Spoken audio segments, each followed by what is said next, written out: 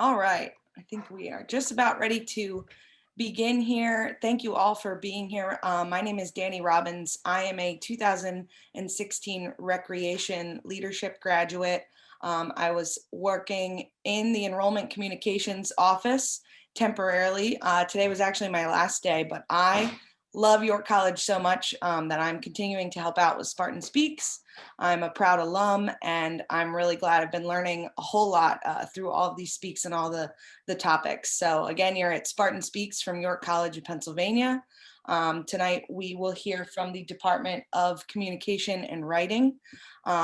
And just a couple reminders, as my job as the host is to provide some of those as we move forward. Please remain on mute throughout the presentation if you can. Until we get to the live Q&A. During that Q&A, we would love for you to unmute so that we can hear your voice and hear your questions. But of course, Zoom has that lovely chat feature. If you would rather post your questions there, that is all right too. I will monitor the chat, although we've got a lot of presenters tonight. So gentlemen, if you'd like to monitor the chat, that's fine. I'm happy to sit back. But if anyone has any questions or needs any help throughout the presentation, you can feel free to chat me.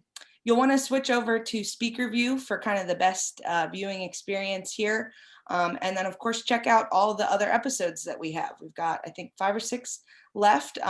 They run every Tuesday and Thursday evening until April 20th, and that's at 6:30 Eastern time. So again, here if you need me, and I'm going to pass it over to our Department of Communication and Writing. Great, thank you. Thanks, Danny, and thank you everyone for coming. My name is Dr. Gabe Cutrufello. I'm the chair of the Department of Communication and Writing.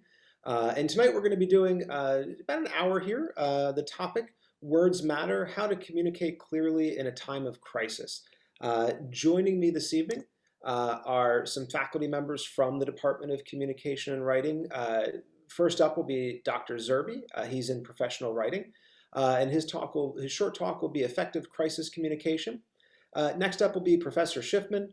Professor Schiffman is in the mass communication program and also is the director of the WVYC radio station. And he'll be doing a short talk, A Broadcaster's View on Words in a Crisis Situation. Next up, I'll go, and I will be talking about the importance of creating and maintaining credibility. And then finally, we'll round out our short talks with Professor Devoto, who's also in mass communication. And he'll be talking, his talk is Images Tell a Story, Taking Responsibility of What You Show. So each talk will be about 5 minutes, and that should leave us plenty of time for Q&A at the end. And we look forward to talking with you about these topics. So first up, I'm going to stop sharing my screen, and first up will be Dr. Zurby. Thanks, Dr. Gutrafallo. Hi, everyone. My name is Michael Zerbe. I teach professional writing in the Department of Communication and Writing. Thanks so much for being here. Looking forward to talking with you about effective communication during a crisis. And let me go ahead and share my screen. I'm just going to try and provide an overview of what effective communication during a crisis looks like. And I thought that we would use our current crisis as a bit of a case study. And so we're just going to go over some rhetorical features of what effective crisis communication looks like. Let me say by way of introduction that words, of course, matter all the time, but they especially matter during a crisis. Words matter every time somebody writes or speaks. In fact, any use of language is an ethical act.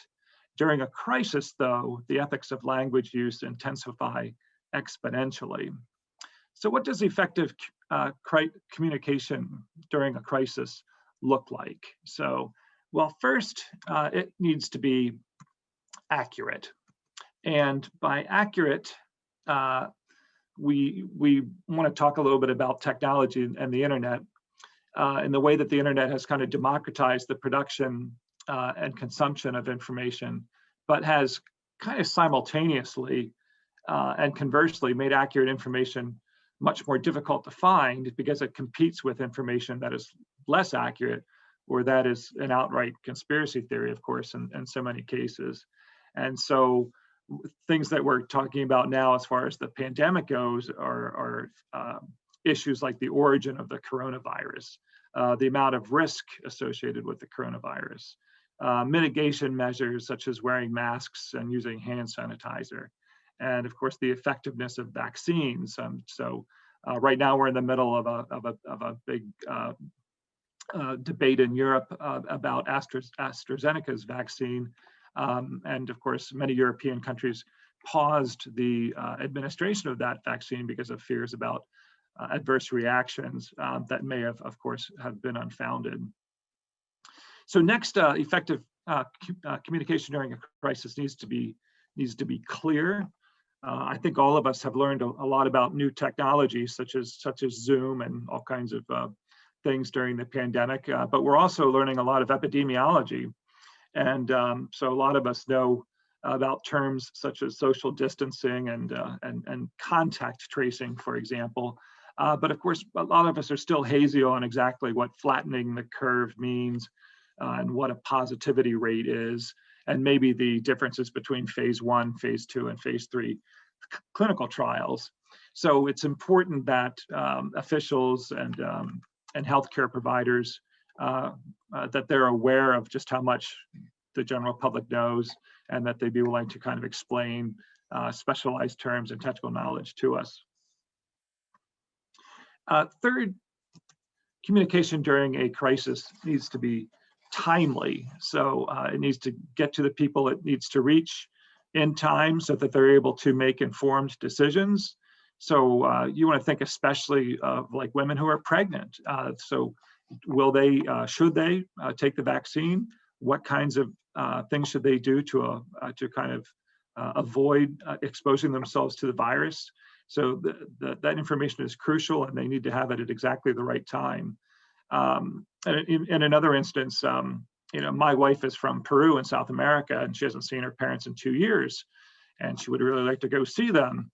And we were just able to get our first shot of Pfizer this morning, so which was great. So I know. So, but now my wife needs to know all kinds of things. She needs to know whether Peru is allowing international travelers, and if so, what are the requirements or expectations?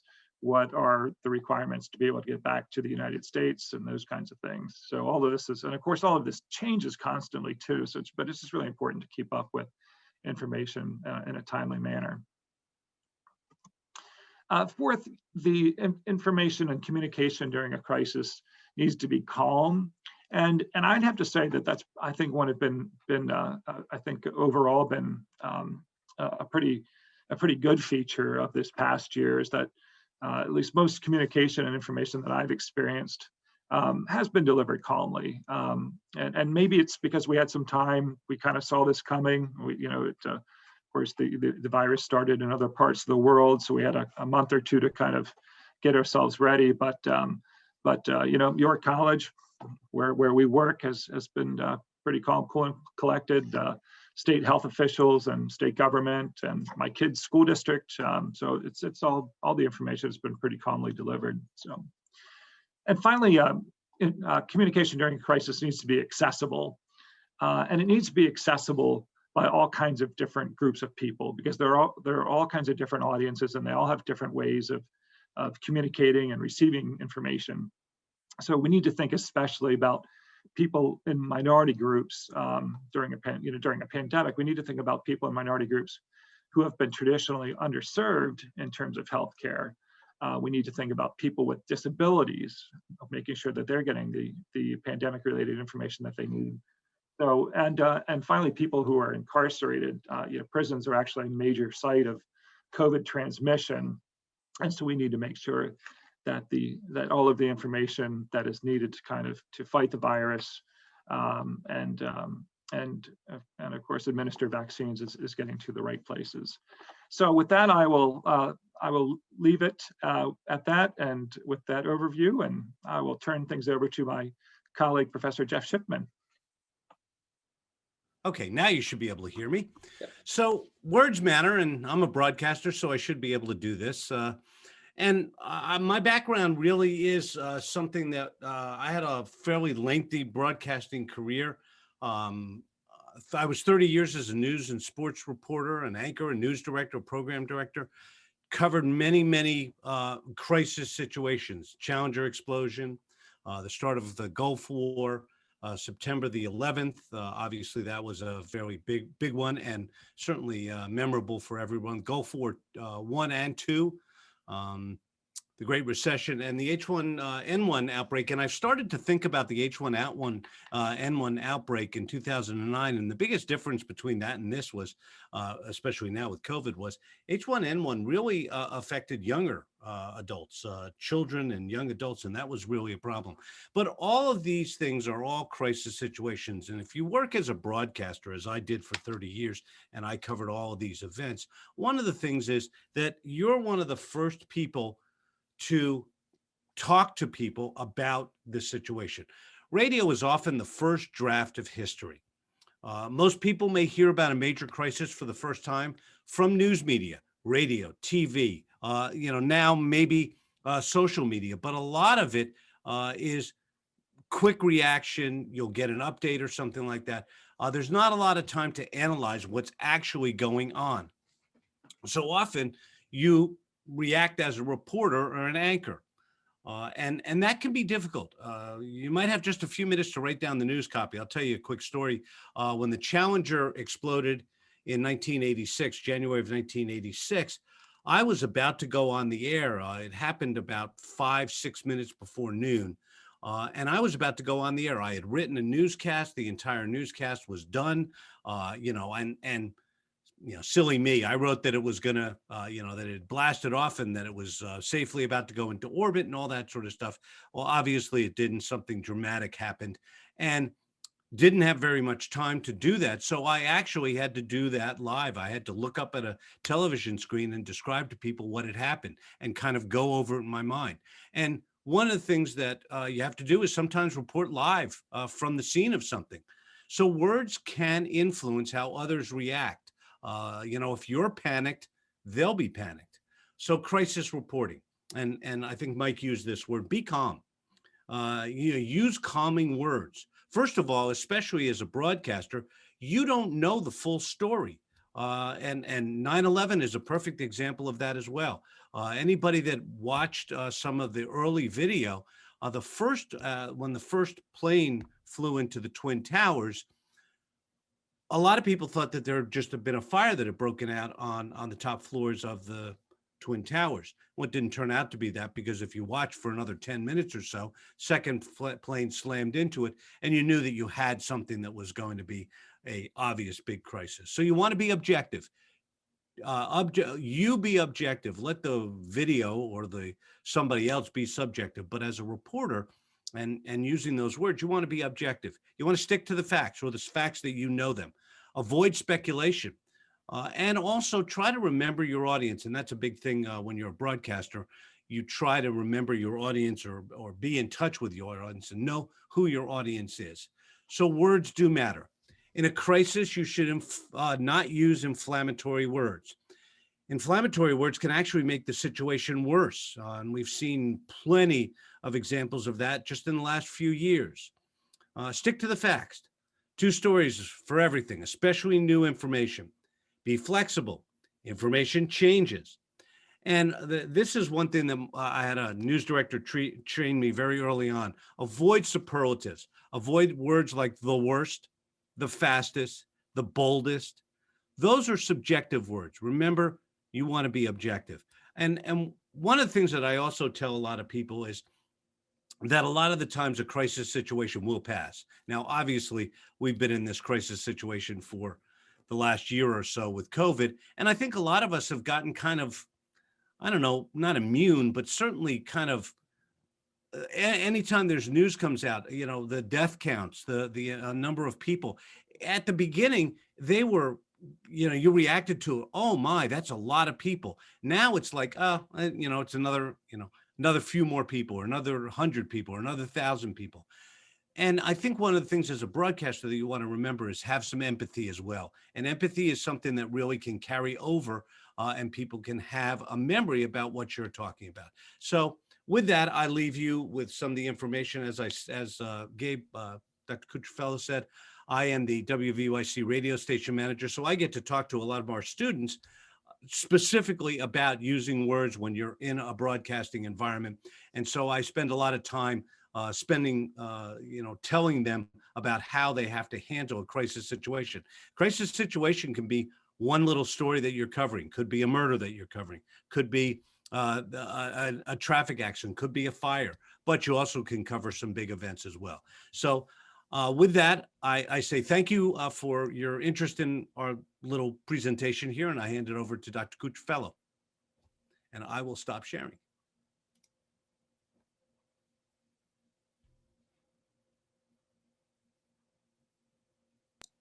Thank you, Jeff. And so, hi. So again, I'm Dr. Gutrafallo. I teach courses in professional and technical writing.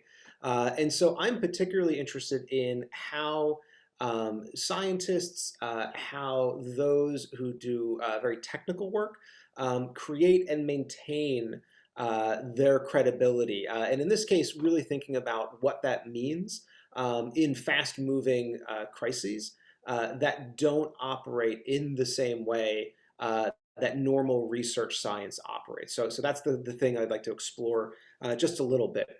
So just a little bit of a technical term. So the term that we use in my field, and maybe some of you have heard this term before, is the idea of ethos. And ethos is just a rhetorical term, and that really just means a speaker or writer's credibility. And this is the important part, as perceived by the audience. And so credibility is not just a thing that is inherent within the individual. It is a thing that is performed, is constructed for the audience, and has as much to do with how the audience perceives that speaker or writer, in as much as that particular speaker or writer is knowledgeable or has important things to say. And so this is the second point, and I use the word constructed, meaning that your credibility is something that you have to constantly consider, and you have to constantly adapt depending on the situation and depending on the audience. So again, it's not an inherent value within a particular speaker or a particular writer. So this final thing then is that it is constantly being reinvented and is constantly being represented in an ongoing fashion. It is very easy to develop a lot of credibility, and then it is very easy to lose that credibility through one misstep, and then have to spend a lot of time redeveloping that credibility for the particular audience.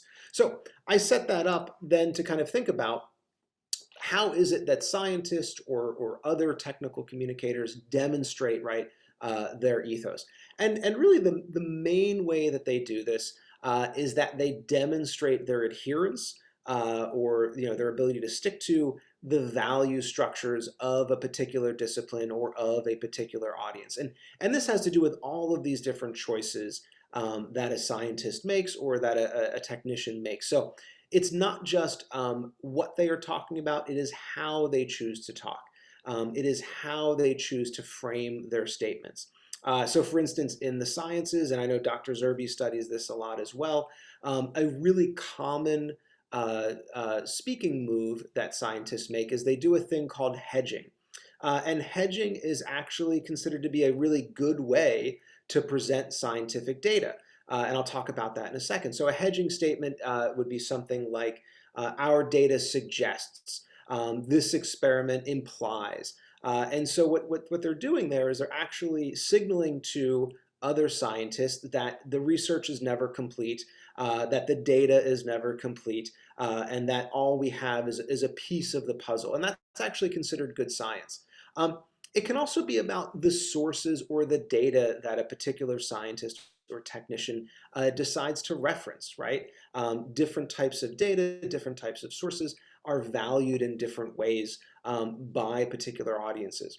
It also has to do with the ways in which the kinds of questions that are asked and the ways in which they attempt to answer them. And then finally, it has to do with the actual act of presentation. How do we share our data? How do we share our arguments?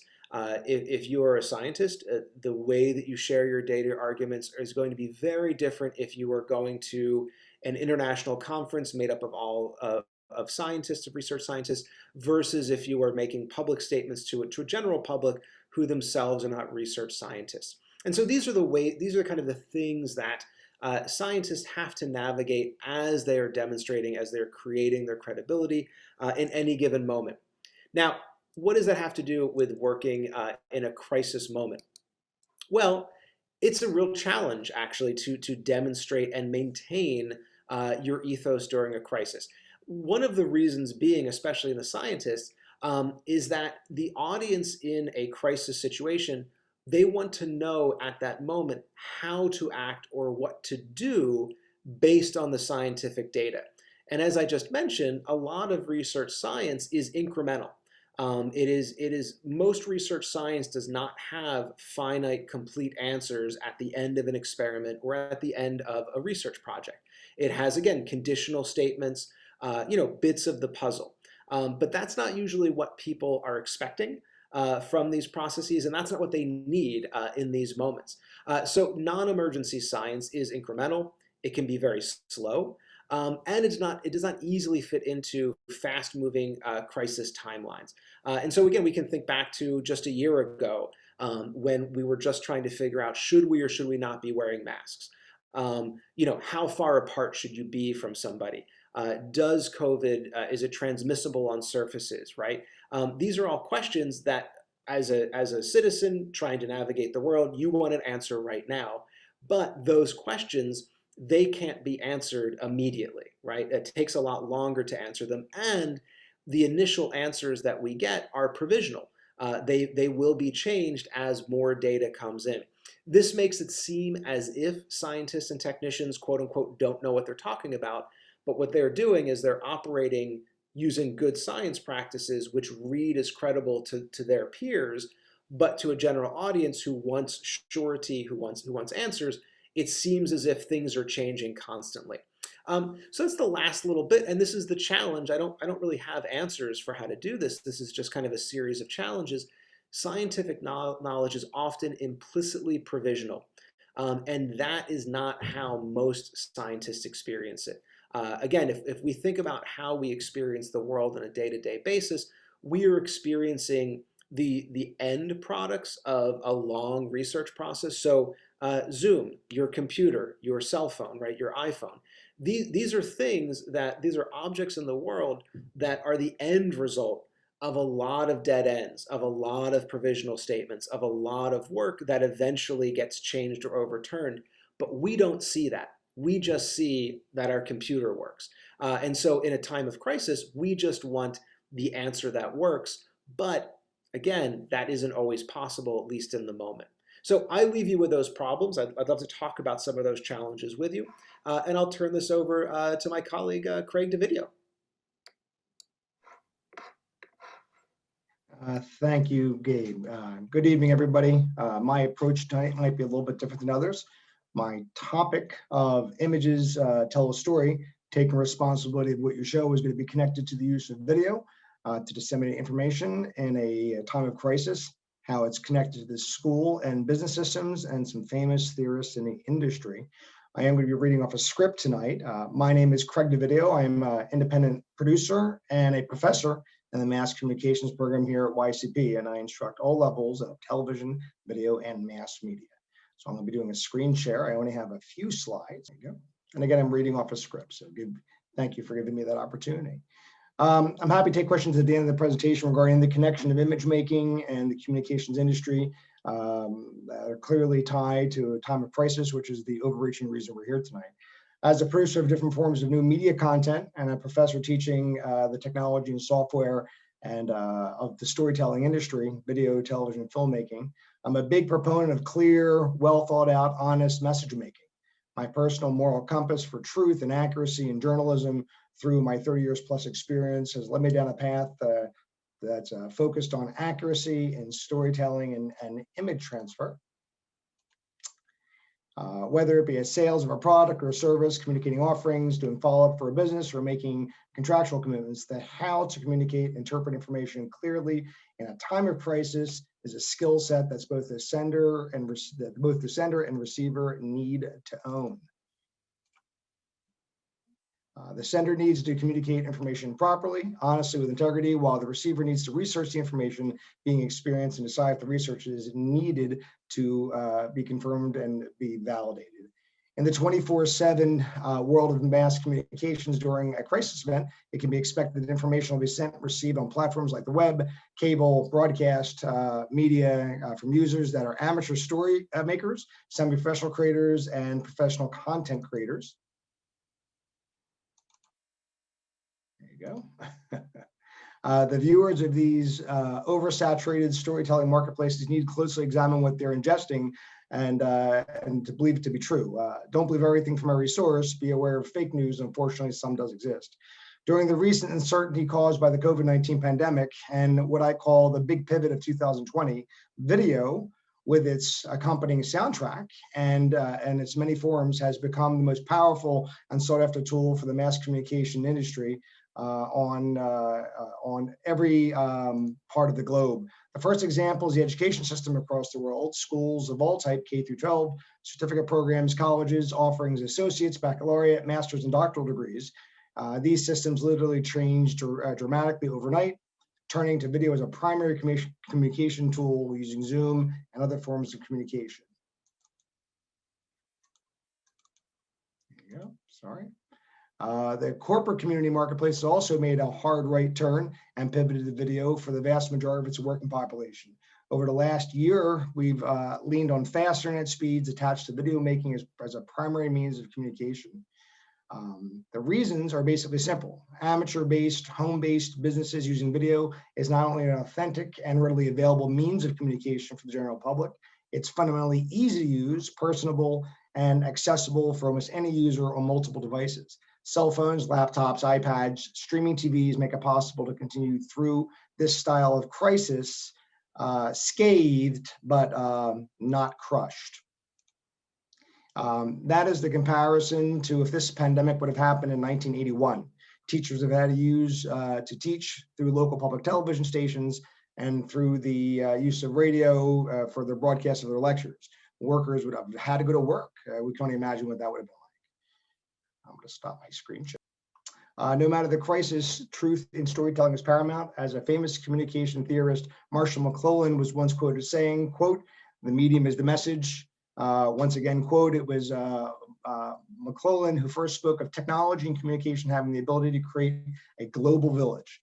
As an early educator and pioneer of the study of communication and the evolution over time, McLuhan introduced a lot of observations about the impact of new forms of expression and media, most notably the concept of the medium being the message is a phrase that sums up a much deeper communication theory, which is that the medium through which we choose to communicate holds as much, if not more value than the message itself, end quote, right? In conclusion, my steadfast belief in truth in storytelling is not always reflected in mass media. My moral compass, personally, of truth and honesty directs me to hope that the new technologies that emerge, applications yet to be invented, and the new direct-to-consumer communication tools becoming more accessible, and the new users who have yet to even been born to this new media platform can depend on themselves to vet the information being received from the onslaught of information overload. And my hope is that the new media creators have the honor to communicate with integrity and honesty. I believe that that whether in crisis or not, the center has the power to form the new mass media citizen, preferably with limited fake news. Or Danny, I guess love to open it up to questions from the audience or thoughts. Yes, does anyone like to unmute and ask a question? Please go right ahead. I do have one in the chat, so if we want to warm up with that one. How do you think the federal scientists and politicians communicated the pandemic issues? It's a big one. I mean, I'll jump in. I don't, I don't necessarily know if I can I don't really want to pass judgment. I think I'd like to go back to kind of my larger point about how challenging it has been. Again, in terms of COVID, they're calling it remember we called it a novel virus, novel meaning new. Up until it was identified in multiple patients, we didn't know it existed, and we didn't really know how it would behave. And so, what we were really seeing, what we have been seeing in the last year is we're seeing research, virology and epidemiology happening in real time. Again, the way I would say we could think about this is that, we go get our flu shot every year. And again, it's not a big deal, right? You go get your flu shot in the fall. It is not a big deal, and it largely works. That flu shot is the end result of decades worth of research and constant refinement. That's not how we experience the flu shot, right? And so what we are seeing is, really decades worth of research happening in a year in front of everybody. Most of these conversations that we have seen and certainly are, can be confusing at times.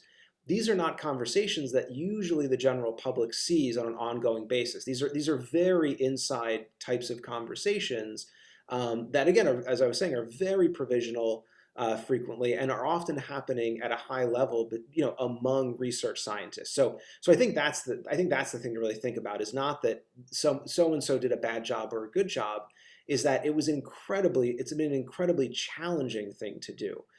Because again, we're watching something happening that usually we don't actually watch happen. It's all happening in the background over much longer periods of time. So that's how I would kind of approach it. Danny, one of the things I would say is that, and the question's a good question. It's a valid question. I think one of the things that happened was, I think that there were these two streams of information.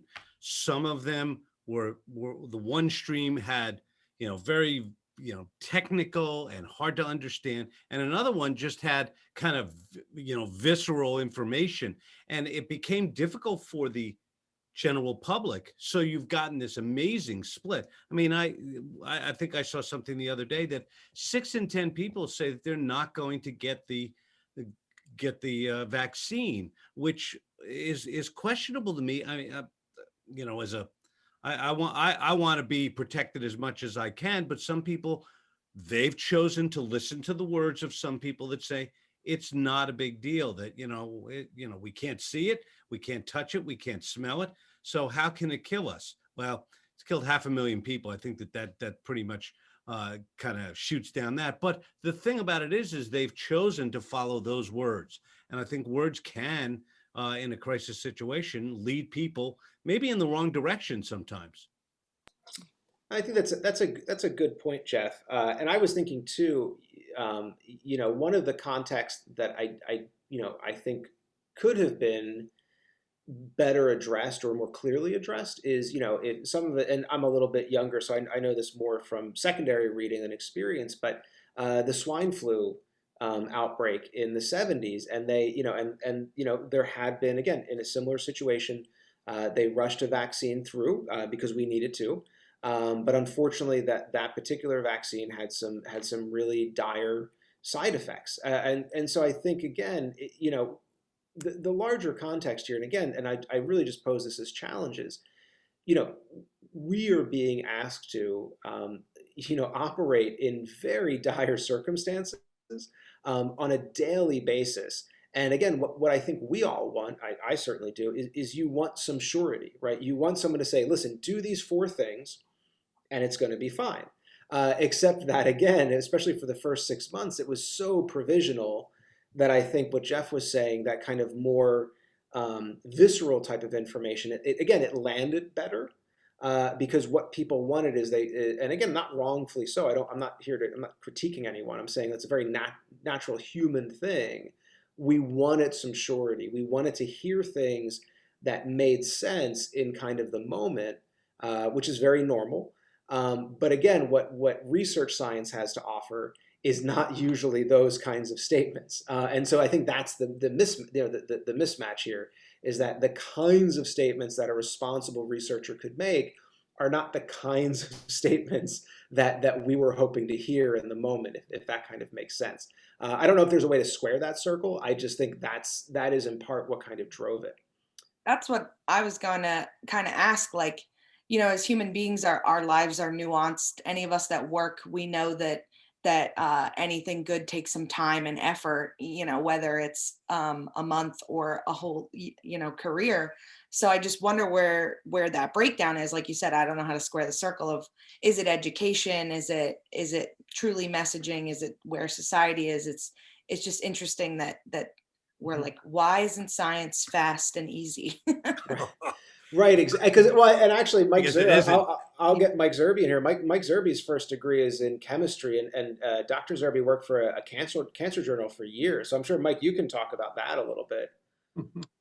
Yeah, well, the war against cancer has been going on since the 1970s. So nothing fast and easy about it. So as far as the pandemic goes, there's been some grumbling that there was never on the federal level, that there was never like a COVID czar, or who was kind of appointed to kind of be the point person to give the final decision on contact tracing and vaccinations and things like that. And so even on the science side, you have a lot of competing sources. So you're hearing one thing from Anthony Fauci at the National Institutes of Health, and you're hearing another thing from the physicians at the White House, like Dr. Deborah Birx and Dr. Scott Atlas under the Trump administration. Then you hear something else from the Centers for Disease Control in Atlanta. That was Dr. Robert Redfield. So, it probably would have been a smart move to have one person kind of just coordinate all of the messages and come up with kind of a verdict. And that's just at the federal level. Then of course you'd be hearing different things at the state level as well. So especially if the president and the governor are in different political parties. So when Donald Trump was president, you'd be hearing one thing from the federal government and another thing from Democratic governors. Now that Joseph Biden is president, you're getting different messaging from the federal government, and which is going to contrast with the messaging from Republican state governors. So it's a lot to process. Well, and I think, Mike, I'm sorry, Craig, go ahead. It's okay. Thank you, Gabe. Danny, what's interesting is that we had, when we all got sent home, when the college made a decision that it was appropriate to close up, like all the colleges across the world did, we had to find projects that made sense for students to do when they were home. And so with the guidance of Dr. Gabe and the other faculty, we decided to do these quarantine videos where the students basically interview their family members. And I guess the blessing being a video instructor is I had a chance to see in everybody's home. So I watched dozens and dozens and dozens and dozens of video programs with people and their whole family, making that bubble and, interviewing mom and dad and grandma and grandpa and brother and sister. And maybe sometimes sister or brother had a boyfriend or girlfriend that lived with them. And I saw all their lifestyles and what it meant for them to fear. And there was a true, very, very visceral fright in all these final videos. The message making was totally blurred. Nobody knew what was going on, and the families had no idea. So those videos are still here. I mean, people are still running scared. Only a few of us may have even decided to go get our shots or be eligible for them. So we're nowhere near really ready to relaunch and feel comfortable yet. I mean, we're starting to get there, but the kids certainly still remember what happened 6 months ago. I mean, they haven't stopped. So seeing how they interpreted the news and how they still interpret the news is an interesting place to be. So I kind of feel blessed that I had that experience, and that's not an experience everybody had. I mean, again, I got very intimate with all their families, and I had discussions with them in some cases because we did Zooms with their family, walk in the background, talk about the video they just showed, right? So really interesting time in all of our lives. Well, it makes me think too, and again, thinking about what Mike is saying and Jeff and Craig is saying is that there's another tension here as well. There's the tension on the, how do we communicate the ever-changing science, but then also there's how do we communicate how we're turning the science as it is at the moment into policy? Because remember, science and policy, those are two different things.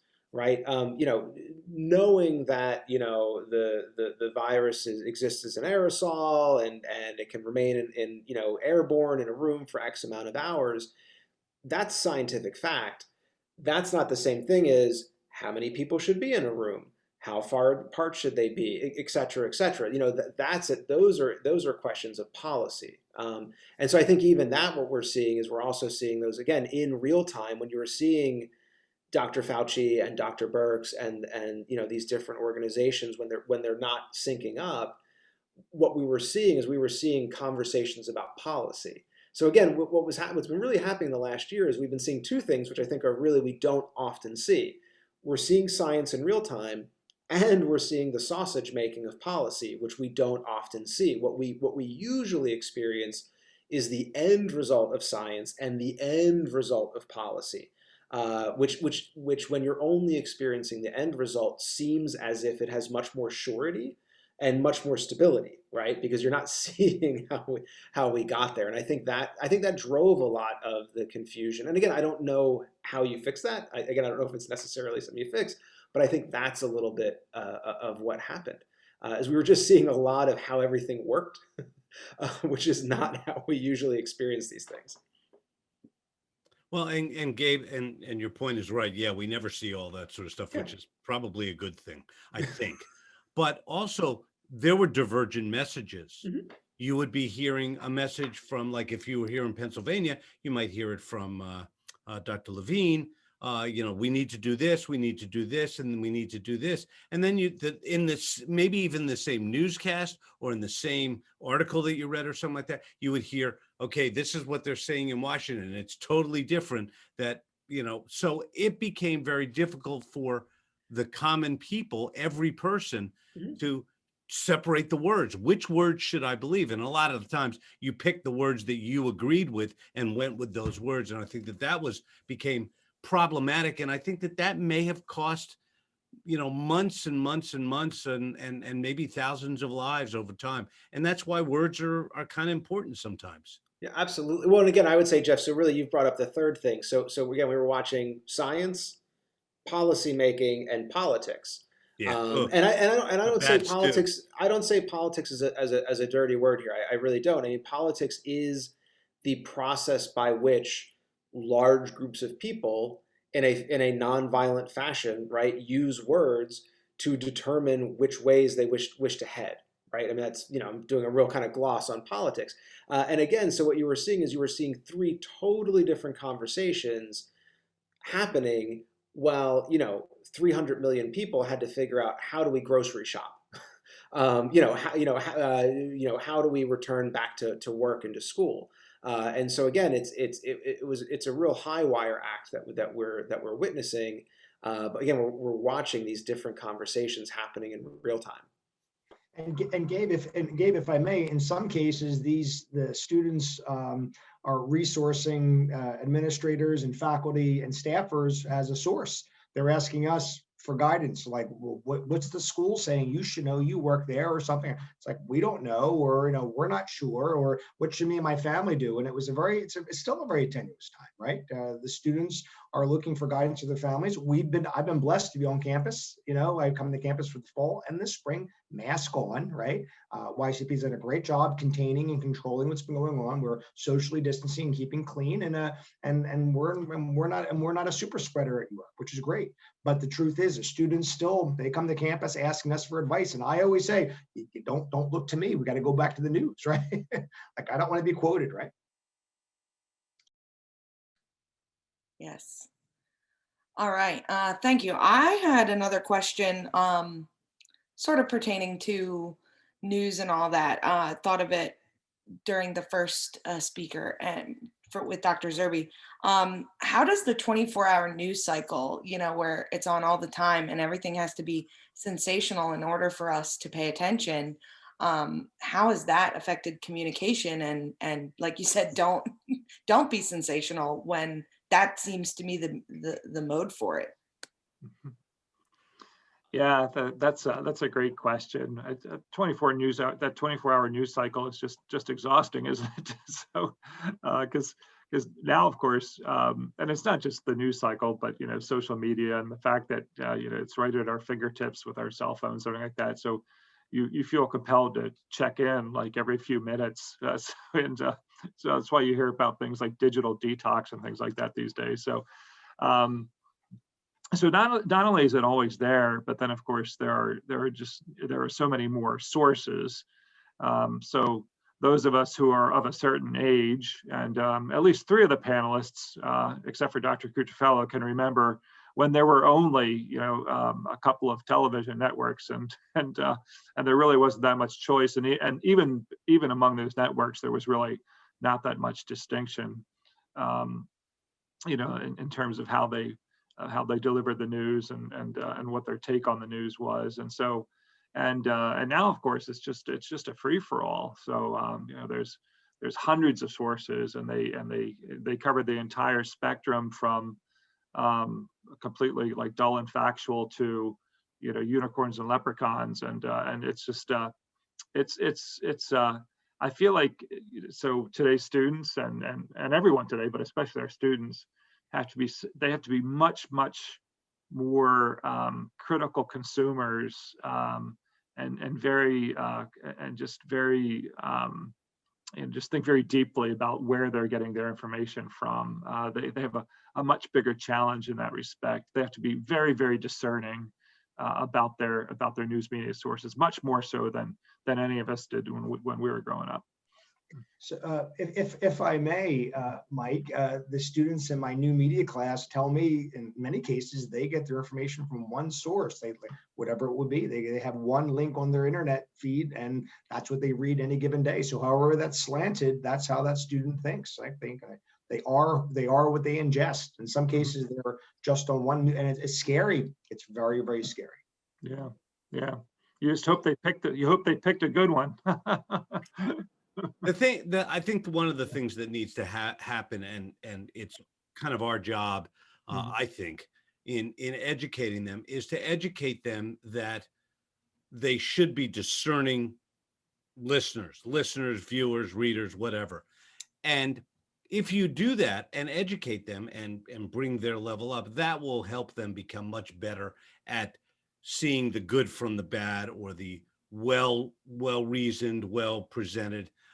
But they're constantly getting, and my wife does this all the time, every time she'll yell at the television. She yells at the television a lot sometimes. And she said, why is every story breaking news? Why is it? That's bad journalism. Yes, there are times when there's breaking news, but every single time they open their mouth, it's breaking news. Well, no, not really. I mean, if it happened 3 days ago, it's not breaking anymore. And as somebody that had to write news and present news and all that sort of stuff, we always tried to avoid being that, using that sensational. But at the end of the day, they are a business, and the more eyeballs and the more earballs that they have, the more money they can make. And so that's why they use those kind of words. Yeah, Danny, I didn't speak to that, but you're absolutely right in terms of I think the turn toward sensationalism, because sensationalism sells, it gets the clicks and things like that. And so not only is it all breaking news, but it's all either chaos or turmoil. So it's I think that's unfortunate. But there's I think accurate news is probably a little bit too boring sometimes for some of today's news networks. I think, yeah, people get bored, especially, if you're thinking about people in my generation and younger, with our attention spans just probably shrinking. It is a little scary. So hopefully maybe at some point there'll be a shift. People will want to slow down and take their information in. I keep the media bias chart on my phone for reference, just in case, you never know when you need it. So good for you. Good for you. Even when it updates. So yeah, you have to send me that one there, Danny. You got to email me. I will. There's a whole website, and you can compare, and it's really good. So I'm a huge NPR fan. That's they are amazing. Yeah. Yeah, but the thing is that there are people that would say that the content in NPR skews very much to the left, very, and you and I might like that, but there are other people that listen to that and hear oh, they're Right. leftist and they're socialist and all that. Whereas other people listen to Rush Limbaugh, or the late Rush Limbaugh, or Sean Hannity, and think gospel. Perfect. Right. So it's very difficult. It's become very hard to become a discerning, really educated and good, well-reasoned consumer of news. That's for sure, because it's very, very much become it's not Walter Cronkite anymore. It's not 30 minutes. It's 24/7, and somebody's trying to make money out of it. Mm-hmm. Yeah, we have a question: which network provides which is most unbiased or balanced? And I know that the AP and Reuters are up there, but they are just a snooze fest sometimes. I would say C-SPAN, and I really do mean that. I mean, C-SPAN is probably one of the driest things, but that probably is one of the most unbiased. But again, I think that goes back to the idea of, again, issues of, to my mind, credibility and even accessibility. I mean, going back to what Jeff was saying, not only is it's not necessarily a cynical ploy, but I think people also, they go to their news sources because they want a take on the events as well. So they want information, but they also want to take. And so I think that complicates that a little bit more. Yeah, I always tell people that the take I want is facts and evidence. So I really like facts and evidence, and legitimate facts and evidence.